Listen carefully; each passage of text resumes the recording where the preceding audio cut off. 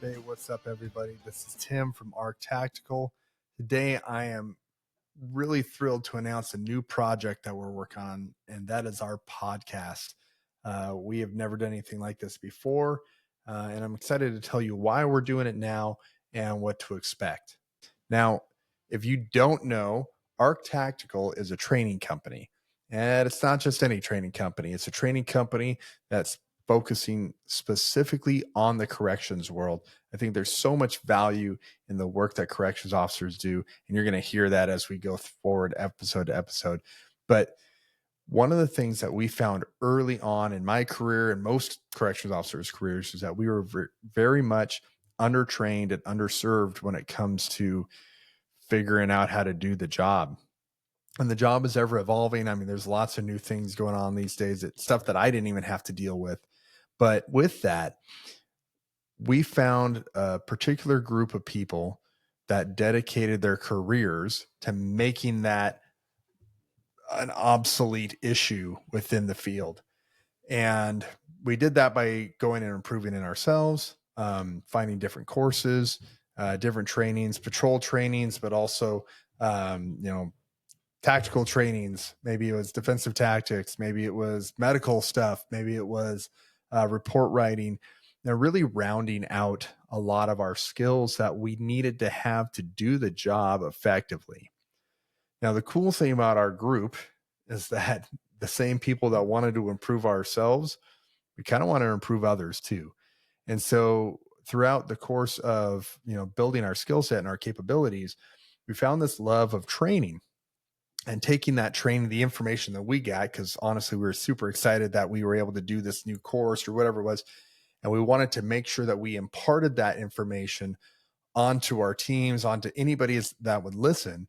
And through that, we've been able to be pretty successful as a company and investing in our corrections officers. We started as a little company here in Washington State back in 2012.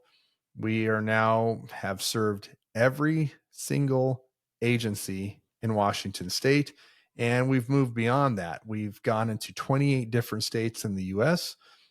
We did some time in Canada.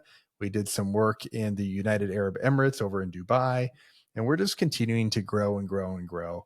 A lot of our trainings focus on the tactics environment, but it also focuses on the human performance environment as well, whether it be instructor development, whether it be de-escalation. We have a killer de-escalation class. Probably not the best way to phrase that, but it is really good. And just focusing on all aspects of what it means to be a very successful corrections officer in these times today. So with that, we were kind of pushed, I'll say, we were led to do a podcast. And this is something that's way outside my comfort zone. And one of the tenets of what we do in our company, not just in our company, but also as people, is when we are challenged to do something and we feel like it's the right move, no matter how scary it could be, we do the thing. And that's what we're doing with this. We have been so blessed to travel the country, and again, other countries as well, and meet amazing people, amazing corrections officers, amazing instructors, amazing leaders. And I feel like we really benefit from their stories, from their philosophies. And it would be a shame if those concepts that we've been able to glean from them just stayed with us. And as we go forward, our goal is to take those stories and those experiences and those concepts and those philosophies, push them out to our listeners with interviews, with even some solo cast stuff, focusing on different philosophies that we come up with as well. But I think the idea, and this is kind of a deep cut right now, but my dad was a Seattle cop, and he passed away when I was 3 years old.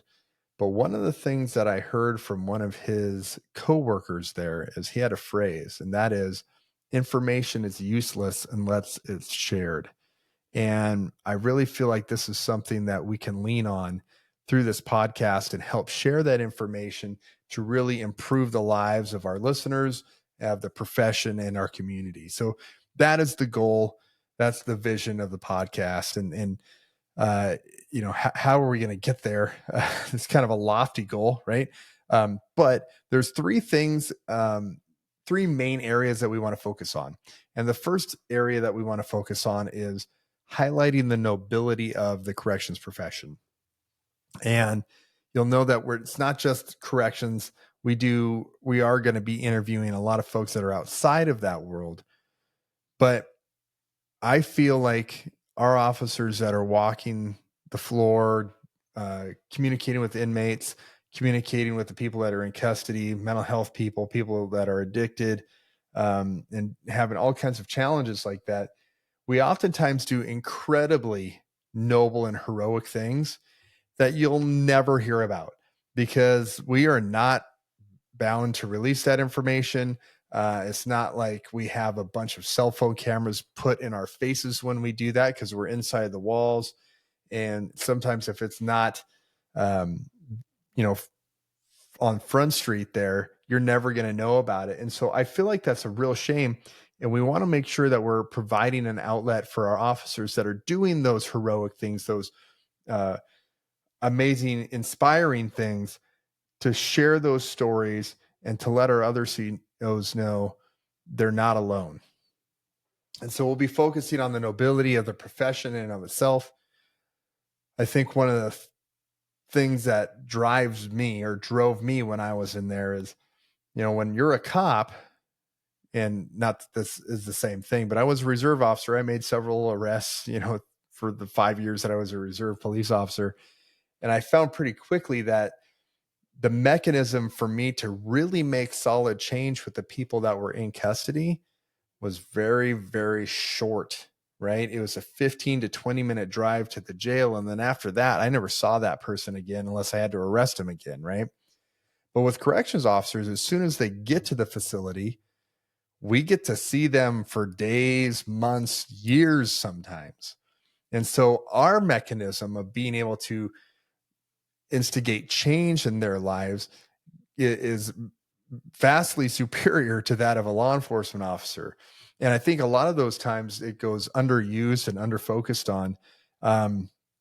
And when you're a CEO, you keep having that thought, man, they're going to just go out and do it again, but maybe not. Right. And maybe you are that mechanism to bring about that change in your community. And I think that's really the role of corrections. And how do we do that? Well, kind of bleeds into the next piece that we're going to focus on, our next focus point, and that is improving the lives and the community of corrections. The reason why I say it bleeds in is if I'm somebody that's in custody that is having a toxic relationship or having a hard time navigating the world, maybe it's addiction issues, I'm oftentimes going to look to exterior focuses to help inspire me. And as a CEO, if I'm not improving myself, if I'm not consistently trying to be better or leveling up, then I'm not modeling that behavior that I want our inmates to be doing. So we have a unique opportunity here to focus on bettering ourselves, whether it be fitness, whether it be conceptual stuff, reading books. Maybe it could be, education stuff. Maybe it's diet. Maybe it's relationships. Maybe it's communication. Whatever it is, there's always room to level up. And we'll be talking about that with our first guest, Ian Edwards. But I feel if we can level up the lives of our corrections officers and the community, that has a direct correlation on how the people that are in our custody are going to behave and maybe make life changing decisions there. One of the stats that I remember, and I'm going to butcher it's a generalization, but when a law enforcement officer retires, his lifespan post retirement is actually really, really short, and it's heartbreakingly short. But what often goes unnoticed, and I would say it's due to the pressure cooker environment that we're in, working 8, 10, 12, 16-hour days in the most negative environment that you can imagine. When a corrections officer hits retirement, their lifespan is incredibly shorter than that of a patrol officer. And so if we can focus some of our attention to improving the lives of the COs that are doing the work, give them some mental resiliency, maybe that we can change that stat. That's the goal there.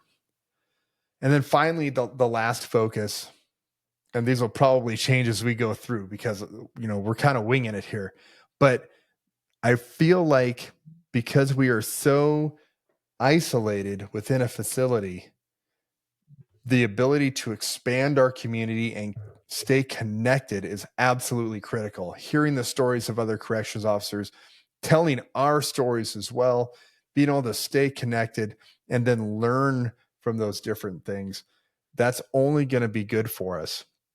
And so, you think about law enforcement officers, if they have a struggle or if they have a person that they like to confide in, they can just go out and do a car to car and have a chat. We really do not have that ability because we are constantly under watch, not just of, our facilities, but also the inmates within it. And so being able to have that time to let down and focus and maybe seek that relief that is incredibly limited. So I want this to be an avenue where we can do that and really help reconcile the fact that we do hard work and we do focus on improving others when we do need to improve ourselves as well. So that those three goals: nobility of corrections, improving the lives of correction, expanding the corrections community, that is our main focus. And a lot of the times that we have an interview or we have a topic, that's what we're really going to be looking at.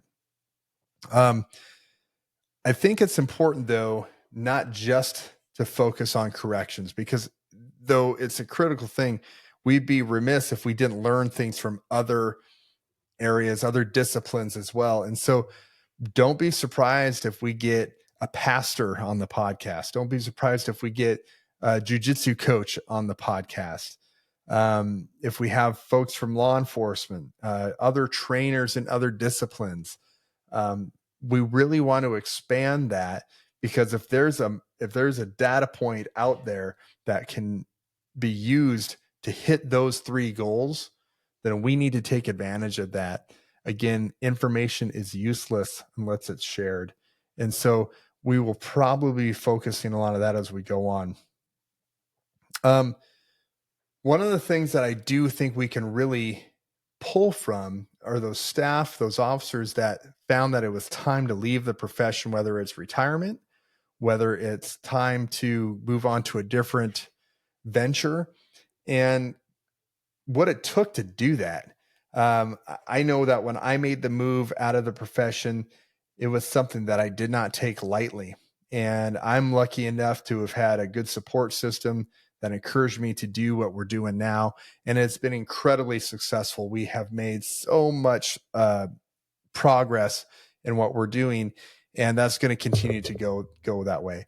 But that point where you have to focus, am I going to jump or not? Am I going to take that step or not? I feel like our COs can really, really benefit from that. Whether it's, hey, do I want to be an FTO now? Am I ready for that promotion?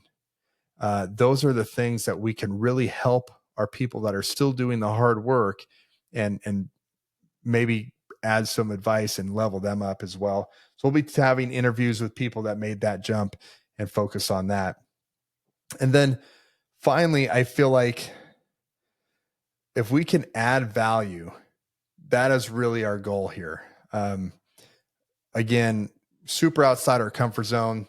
We're used to being in front of groups of people that can teach, but we're doing motor skill stuff. We're doing defensive tactics. We're popping doors. We're doing stuff like that. But focusing on this aspect of life, I feel is challenging, but incredibly important. And because of that, and because of that courage that it takes to walk in the jail, to walk out of the jail, to improve others' lives, to make those moves and those jumps, The name for the podcast that we landed on is Bold Move. And I feel like there's a lot of courage that goes into being a corrections officer. And so that boldness is something that we're going to be referring back to through our interviews and through our concepts. Um, so if you're curious where the name comes from, that's the thought behind the name, and it's important to me.